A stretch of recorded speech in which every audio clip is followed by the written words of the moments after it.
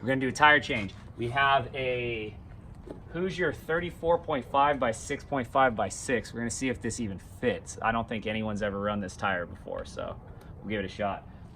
First things first, you gotta pull your float plate off. All right, once you have your float plate off, you wanna pop off this gray cover right here and expose all the cables. So with these, the trick to them is you wanna pop out that white piece. There we go, to about right there, and it'll click. And then you push down on this one right here until it clicks. And then once it clicks, you should be able to pull the entire thing out. And a lot of times these can be really tricky. So like this one's really tricky. You want to get a flathead screwdriver, push down on it till it clicks. And then what you can do is get your screwdriver right here in between them and slowly work it out on either side. There we go.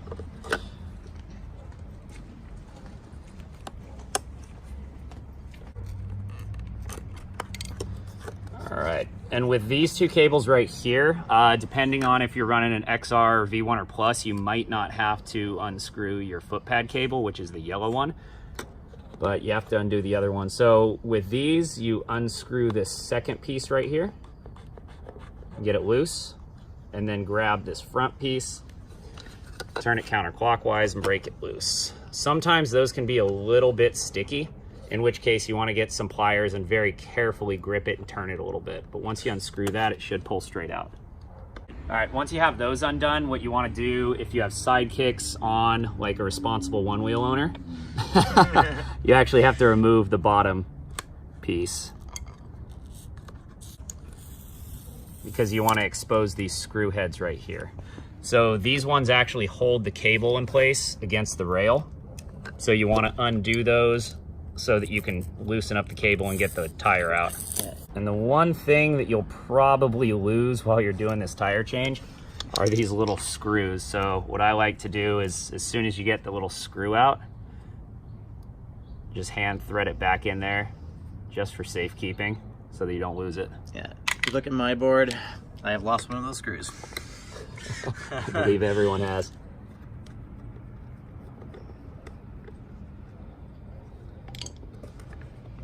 Oh, I just realized we're working on the classic board right now, the Frontier Collective. Ooh. This one was actually on the first pallet that was sent out from Future Motion for the XRs.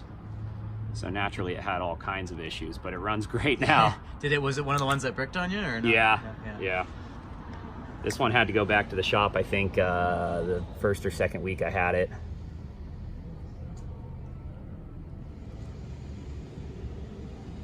But it's been running great lately. All my boards have. Yeah, I got the Frontier Edition too, but no issues for me. That's surprising. Yeah. It's good. You're a lucky man. I feel lucky. 1,500 miles and counting. It's time to loosen the hub bolts. So there's 4 hub bolts around it, and you want to loosen them all first. Now, I know Sean Nelson, some others recommend using a milk crate. You feel like it's necessary, or? I don't think when taking it apart. Yeah. There was talk about, what was that? There was talk about calibrating it using a milk crate when you install it, but I've used a milk crate once. I've not used a milk crate numerous times, and I haven't noticed a difference between any of them. So I don't know if that's just a rumor. Yeah, I've never used a milk crate either, and my boards seem to be fine. Yeah, but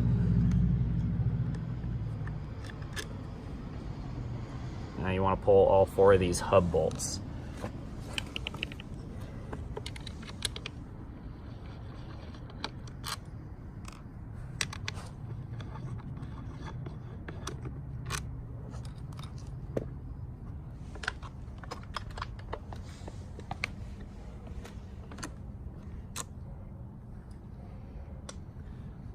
All right, so now there's 2 schools of thought on this next one.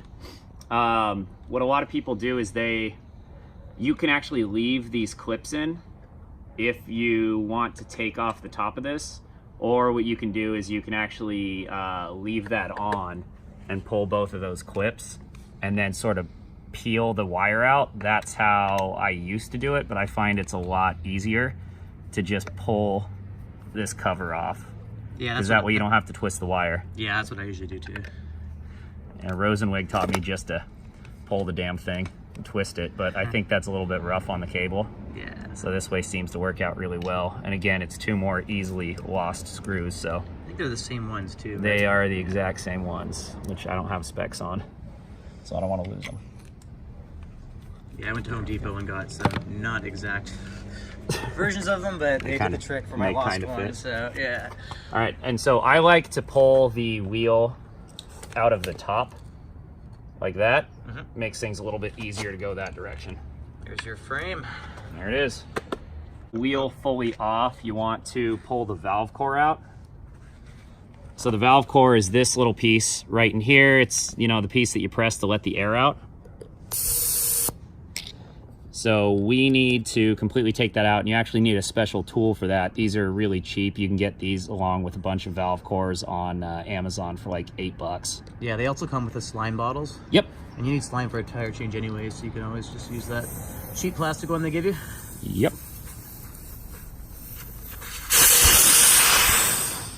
All right, so that is the valve core right there. And I actually like to replace these every time I do a tire change because they're so cheap. It's seriously, it's $8 for this tool and like 30 of these. Oh, good to know. So every time I do a tire change, these tend to get gunked up a lot of times and they can go bad and start leaking. So I throw a new one in every time. Ooh, what are you doing? All right, I'm going to attempt to break the bead with my bare hands. We have that if I fail, which is a bead breaker, but it is possible to do it with your hands. I've done it a few times. Let's see how strong I'm feeling today. Ooh, with broken hand too, right? Yeah, this pen's broken too, so we're recovering right now, so we'll see how it goes. I do find that if you kind of like roll it back, squeeze and roll it back, and just thrust a few times. Ooh, that was smooth. So, and on the other side, it will be a lot easier now that I broke one side already. There we go. Easy, you don't need a bead breaker. You know what I'm talking about. Woo! All right, well, once you break the bead like a absolute savage, like Bradley over here, you need to get the tire off of the rim. So I find the easiest way is to use a bicycle lever. Don't use a metal one because you'll end up scratching your rim a bunch. Don't use a metal screwdriver because you'll scratch your rim a bunch and possibly bend it.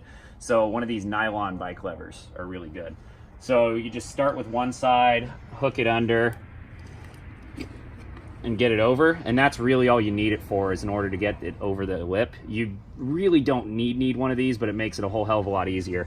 And then once you do get it over the lip, I find it's easier to sort of pinch it with your knees like this and just work it over the lip the rest of the way, and it should slide right over. Yeah, there's also a groove in here, which you can also, if you don't have one of those levers, you can actually put the wheel in there, so it's able to be folded over the rim a little bit easier. There you go. Which is a little trick I learned recently. I didn't know you could actually do that. But...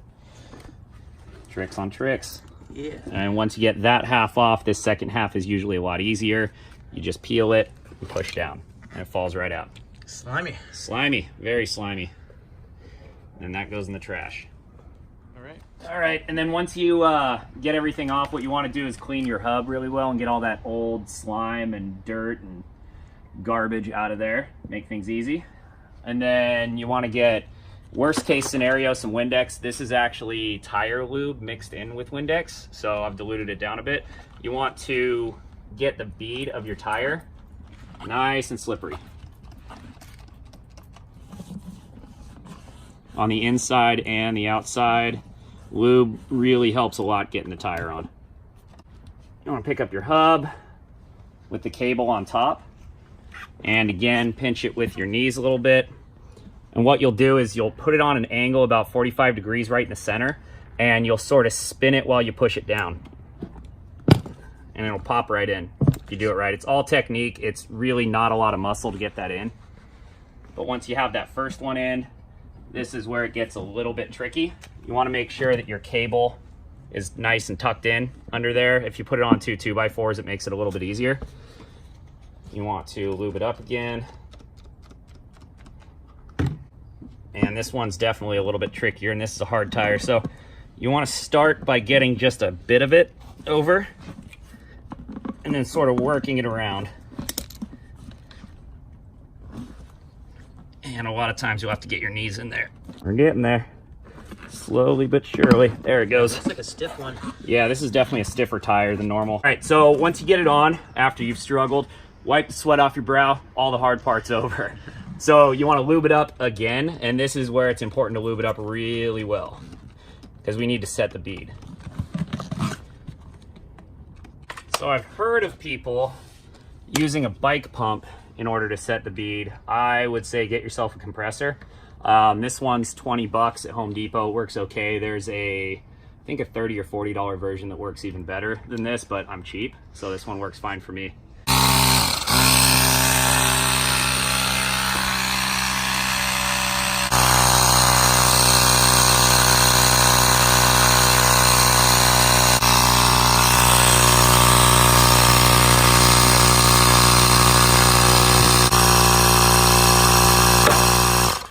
Alright, so we just got our first bead to set.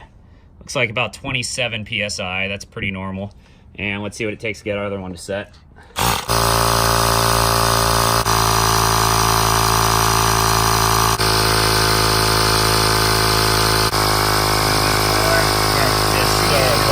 There we go.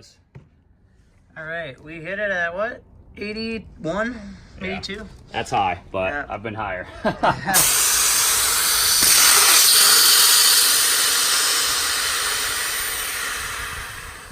Fresh valve core and stick it on your tool so you know you're putting it in the correct way, and screw it in clockwise, righty-tighty, until it goes all the way and it's snug. Now time to slap this puppy back together. All right. So when you put it back together, it's pretty easy to see which way it goes. You already have this cable on one side, so you want this cable on the other side. It is possible to put it on reverse, but you'd have to bend the one cable all the way back. Yeah, so don't do that. Yeah, I mean, the cable's going to have a memory, yeah. So it's going to be coming out this direction. Especially when this is already on blocking it. I usually take that piece off, which makes it a little bit more... Yeah, I take it off on the other side, as we did earlier, yeah. But this one, there's no need to really take this side off. No, not when you take those screws out. No. So. And I find the best way to install it is set the tire down. Make sure this cable is above the rail. That way it can sit right on top when you install.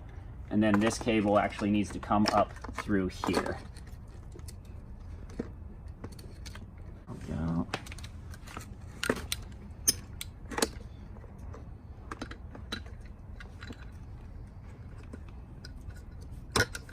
Sweet. And then once you get it in between, flip it on its side. And you want to put the hub bolts in just hand tight.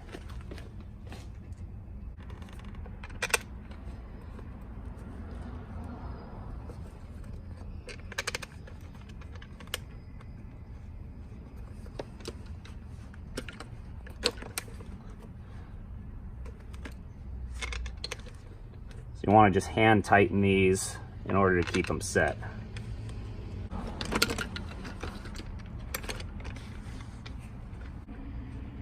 It's time to reconnect all these cables. I'm not positive if there's a certain order that you're supposed to go in, but I just try to do sort of a first in, last out type scenario. So whatever you put on first, put that back in. And what you'll do is you'll push it till you hear a click. There we go. And then push that in. And one thing that's important to not screw up here is if you do have to undo the foot pad like you would if you had a standard XR bumper, make sure the yellow goes in the yellow. So the yellow cord goes into the yellow port. And same way to put them on, tighten that one, tighten this one up against it. Make sure you push these straight in so you don't damage any pins until it clicks.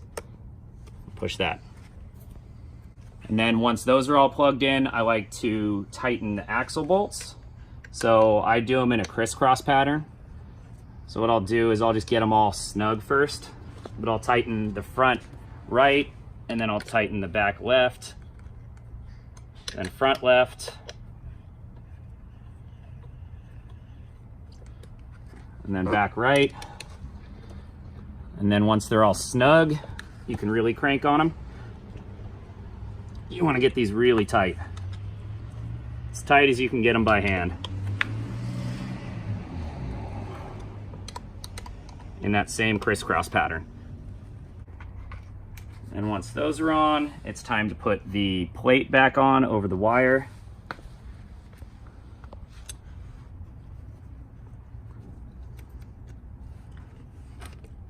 Could be a little tricky, but it'll get there. Yeah, I find sometimes you tighten the pub bolts before you put that on. It's hard to go back on. That's a good point. It pushes the frame in, but if you put that on Guess you first, should put that on easier. first. Yeah. Different boards can be different though. I found some don't even matter. Because I forget it squeezes the rails in. Yeah. But it gets on there. If you're having trouble, give a little tap. Good, perfect. And then the cable holds go on. You want to fit those in so you can see them. Drop a screw in and tighten them up.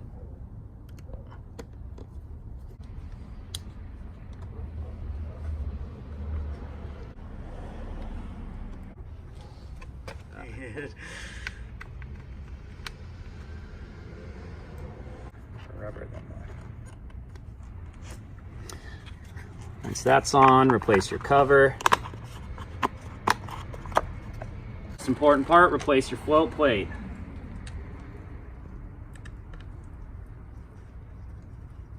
Now with float plates, it's important that you don't over tighten these bolts. So you want to make sure that you get all of them in first. Make sure you have threads catching on all of them before you tighten any down. I like to use the Allen key vertically on these ones, so that when you do tighten them, you don't over tighten them. They need to be snug, but not super, super tight. If you tighten them too much, it can bow your plate, it can strip your threads out. You just wanna make sure they're snug. Okay, and once you are installed, time to pump this sucker up. Yeah, with Hoosiers, I usually like to ride them right around 16 PSI, but that's because my weight's about 160, so I think the divide your weight by 10 is probably a good measurement for that. What if someone's 100 pounds? Some kid like messaged me today. He's like, hey, what do you recommend for 100 pounds? He's like, 10 PSI is too low, right? Oh, maybe. I mean, I ride 10 PSI on trails oftentimes, Yeah. so it's possible. Just whatever works best for you, try it. Yeah. But the squishier your tire is, the lower your PSI, the more suspension you're gonna have, so to speak. It's not gonna chatter your teeth out when you hit cracks, and then the higher your PSI, the more mileage you're gonna get. Yeah, and speed. That's not gonna rub. Ooh. Oh, we have a new tire. Sexy. If it only wasn't an asphalt compound.